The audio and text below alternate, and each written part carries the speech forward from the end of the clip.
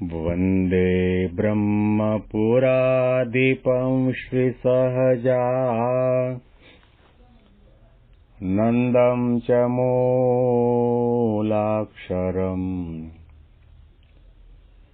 श्रेयस्कारणसद्गुणैकनिलयम् श्रीप्रागजिं भावत ब्रह्मोपासनधारकं गुरुहरिं यज्ञं तथा योगिनं प्रत्येवं प्रमुखं महन्तमनिशं श्रीजीस्वरूपं मुदा મહિમાનો મહિમા પ્રવચન માળામાં આજે 29મી મે 2025 અને ગુરુવારના દિવસે તમામ સંતો હરિભક્તોને મારા સાષ્ટાંગ પ્રણામ. જય સ્વામિનારાયણ. હેપી વચનાવ્રત દ્વિશતાબ્દી મહોત્સવ.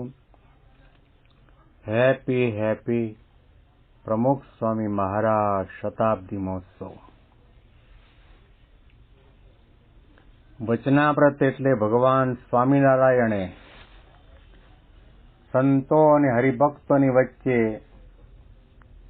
રચેલો જ્ઞાનનો અખાડો, જ્ઞાનની શિબિર, સાધના શિબિર, અખંડ કથા વાર્તા મહારાજે કરી છે. સંતો અને ભક્તો પાસેથી સાંભળવા મળ્યું છે કે અત્યારે તો આપણી સન્મુખ વચનામૃતનો ગ્રંથ છે, એમાં 273 વચનામૃત આપણને જોવા, વાંચવા, સાંભળવા મળે. પણ કહેવાય છે કે 2000 જેટલા વચનામૃતો હતા. એમાંથી મહારાજના જ્ઞાની સંતોએ, સંપાદક સંતોએ સંપાદન કરીને આટલા રાખ્યા છે. મહારાજને જેવી રીતે કથા વાર્તા કરવાનો, સાંભળવાનો ખટકો, રસ, રુચિ, એવી રીતે અનાદિ અક્ષર બ્રહ્મ ગુણાતીતાનંદ સ્વામી એમણે પણ મહારાજને પૂછેલા પ્રશ્નોના ઉત્તરમાં જવાબ મળ્યો કે કથા વાર્તા કરવાથી આપણું અને સાંભળનાર બંનેનું કલ્યાણ થાય છે. કથા વાર્તા એ અતિ ઉત્તમ સાધના છે. કથા વાર્તા કરો તો સમજો કે તમે ભગવાનની મૂર્તિ લઈને બેઠા છો. ત્યારથી ગુણાતીતાનંદ સ્વામી અખંડ કથા વાર્તા કરતા. 8 પુરાણી બદલાઈ જતા, પરંતુ જૂનાગઢનો સભા મંડપ ખાલી પડતો નહોતો. હોંકારા, પડકારા, બ્રહ્મ અને પરબ્રહ્મના મહિમાનો નાદો ગુંજતા રહેતા હતા. અને એ કથા વાર્તાના કારણે કેટલાને મહારાજની સર્વોપરી નિષ્ઠા દ્રઢ થઈ. કેટલા સંસારનો ત્યાગ કરી સાધુ પણ થયા, અને કેટલાક સંસારમાં રહ્યા છતાં પણ એકાંતિક ભક્ત પણ બન્યા છે. આજ્ઞાન ઉપાસના દ્રઢ પણ થયા છે. ભગતજી મહારાજે 24 કલાકમાં 23 કલાક ગુણાતીતાનંદ સ્વામીની મરજી, રસ, રુચિ, અભિપ્રાય પ્રમાણે સેવા ભક્તિ કર્યા જ કરી. 1 જ કલાક આરામ કરતા, પરંતુ એની અંદરથી પણ સમય કાઢીને પણ ભગતજી મહારાજ પોતાના યોગમાં જે કોઈ આવે એમને અક્ષર અને પુરુષોત્તમના બ્રહ્મ અને પરબ્રહ્મના મહિમાની વાતો કરતા. ઠાકોરજીના વાઘા સીવવાના હોય, આચાર્ય મહારાજના બળદની ઝૂલ સીવવાની હોય, એ સીવતા પણ સામે બેઠેલા સંતો, હરિભક્તો અને ભગતજી મહારાજ કથા વાર્તા કરતા. કેટલા મોટા દીવાનોને પણ ભગતજી મહારાજે બ્રહ્મ અને પરબ્રહ્મના મહિમાના રંગે રંગી દીધા. અને એના કારણે જ આપણને સૌને બોચાસણવાસી શ્રી અક્ષર પુરુષોત્તમ સ્વામિનારાયણ સંસ્થાના સ્થાપક એવા બ્રહ્મ સ્વરૂપ શાસ્ત્રીજી મહારાજની ભેટ મળી છે. શાસ્ત્રીજી મહારાજે પણ અધરાત મધરાત જોયા સિવાય કથા વાર્તા કર્યા જ કરી. રાતના મોડે સુધી ભગતજી મહારાજનો સમાગમ કરે, વિજ્ઞાનાનંદ સ્વામીનો સમાગમ કરે અને ત્યાંથી પછી પાછા આવીને પોતાના જોડિયા સાધુ જ્યાં સૂતા હોય ત્યાંને ઉઠાડે અને પછી એની સાથે થયેલી કથા વાર્તાની ગોષ્ઠી કરે. દમણિયામાં જતા હોય તો પણ ગોષ્ઠી કથા વાર્તા ચાલુ જ હોય. રાતના રાતો રાત સુધી કથા વાર્તા. યોગીજી મહારાજે તો કથા વાર્તાનો અખાડો. દિવસના 5 વખત કથા વાર્તા થતી એમના સાનિધ્યમાં. બાળમંડળની સભામાં યોગી બાપા જતા, યુવક મંડળની સભામાં પણ જતા, સંતોની ગોષ્ઠીમાં પણ હાજર રહેતા, મંગલ પ્રવચન પણ કરતા, હોંકારા પડકારા કરીને સૌને જગાડ્યા છે અને સૌને ભક્તિના અને સત્સંગના રંગે રંગ્યા છે. પ્રમુખ સ્વામી મહારાજ બોચાસણવાસી શ્રી સ્વામિનારાયણ અક્ષર પુરુષોત્તમ સંસ્થાના પ્રમુખ આટલી બધી પ્રવૃત્તિની વચ્ચે પણ એમણે પોતાની સાધુતાને ગૌણ થવા દીધી નથી, નિયમ ધર્મને ગૌણ થવા દીધા નથી, આહ્નિકને ગૌણ થવા દીધા નથી. કથા વાર્તા ચાલુ ને ચાલુ. સવારના નાસ્તો કરવા માટે બિરાજે, બપોરના ભોજન લેવા માટે બિરાજે, રાતના ભોજન લેવા માટે બેઠા હોય ત્યારે કથા વાર્તા ચાલુ જ હોય.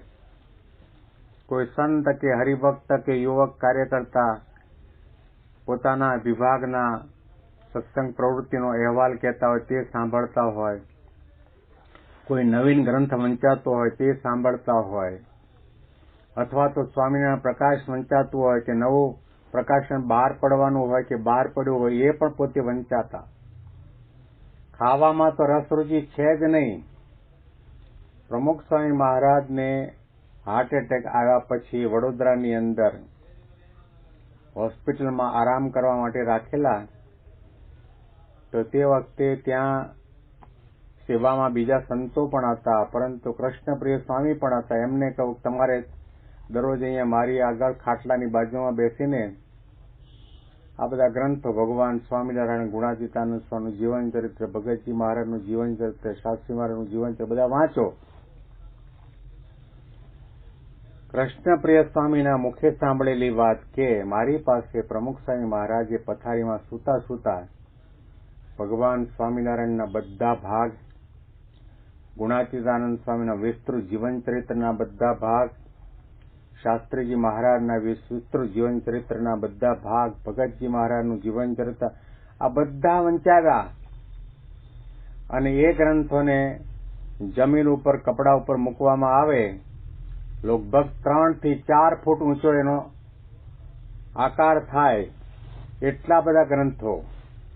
1977ની સાલમાં હું પ્રમુખ સ્વામી મહારાજની સાથે અમેરિકામાં વિચરણમાં હતા ત્યારે બાપાએ કૃપા કરીને મને અહીંયા ભારતમાં હોય કે પછી વિદેશમાં હોય તો મને સેવા વાંચવાની આપતા. એ વખતે એ પ્રણાલિકા હતી કે કોઈ કથા વાંચે, વચનાવત વાંચે અને એના ઉપર પ્રમુખ સ્વામી મહારાજ પોતે નિરૂપણ કરે. કહેતા મને આનંદ થાય, હૃદય દ્રવિત બની જાય કે વચનામૃતમાં એવું એક પણ વચનામૃત એવું નથી કે જે મેં વાંચ્યું હોય અને પ્રમુખ સ્વામી મહારાજે એનું ઉપર નિરૂપણ ન કર્યું હોય. સવારના પૂજા પછી તરત જ વચનાવત મારે વાંચવાનું, બાપા નિરૂપણ કરતા. વળી પધરામણી માટે નીકળતા, વળી બપોરના ઠાકોરજી જમાડ્યા પછી વચનાવત વાંચવાનું, વળી સાંજની કથા, રાતની ચેષ્ટાની વખતે સવારના કથા થતી.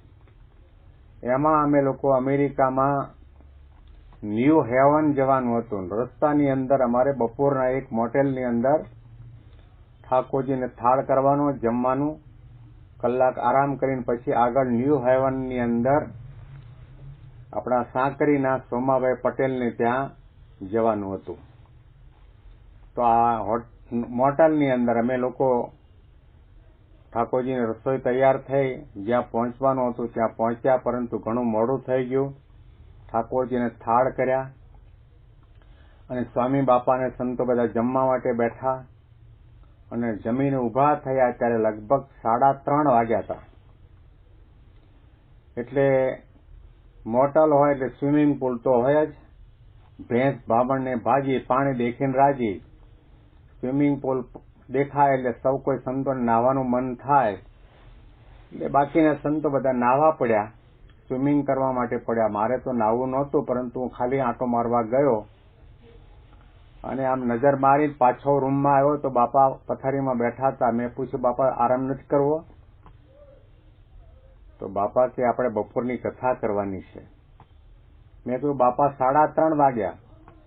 બાપાએ તરત જ સામેથી પ્રશ્ન પૂછ્યો, 3:30 ભલે વાગ્યા, તમે જમવાનું છોડ્યું? તમે આટલા વખતથી મારી ભેળા છો, દરરોજના આપણે જમ્યા પછી કથા કરીએ છીએ, કથા કરો, વચનાવૃત વાંચો. અને વચનાવૃત વાંચ્યા પછી બાપા અડધો કલાક માટે આરામમાં પધાર્યા. કહેવાનું તાત્પર્ય, આટલો બધો ખટકો ગુણાતીત સંતોને, ડોક્ટર સ્વામીનું જીવન તમે જુઓ ને, નવરા પડે જ નહીં.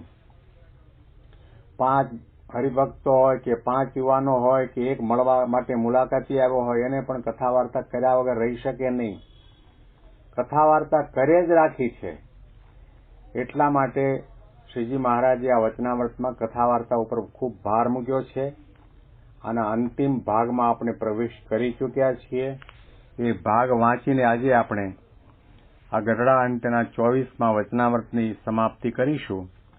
અને તે દિવસ મધ્યાહન સમયે દાદા ખાચાના દરબારમાં ઉત્તરાદિદ્વા ઓરડાની ઓસરીની આગળ પરમહંસ સર્વેની પંક્તિ જમવા સારું બેઠી હતી.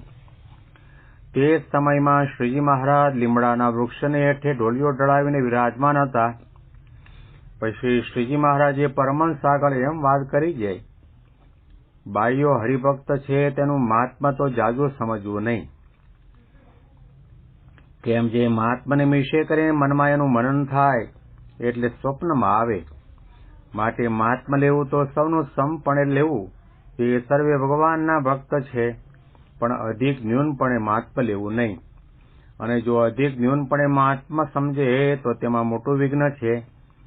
તેમજ ભાઈઓને ભાઈઓનું મહાત્મા પણ સમપણે સમજવું, અને જો એમ ન સમજે તો એ ભાઈઓને પણ મોટું વિઘ્ન છે. દાદા ખાચરના દરબારની ઓસરીની અંદર સંતો જમવા માટે બેઠા છે. એવા સમયમાં મહારાજે કથાનો પ્રારંભ કર્યો છે. મહારાજ આવો પ્રસંગ કથા વાર્તાનો ઉભો કરીને એમ કહેવા માગે છે કે પત્તરમાં પીરસાયેલા અન્ન વાનગી દ્વારા તમારા દેહનું પોષણ થશે,